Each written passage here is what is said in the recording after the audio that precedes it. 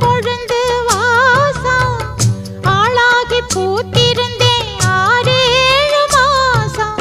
புதுமுகமாக அறிமுகமானே அறிமுக நாளே அடக்கலமானே. இனி நீ சொல்லும் வார்த்தையில் தான் நான் வாழுவேன். தென்னை மரத்தோப்புக்குள்ளே குயிலே குயிலே என்ன தேடி வந்து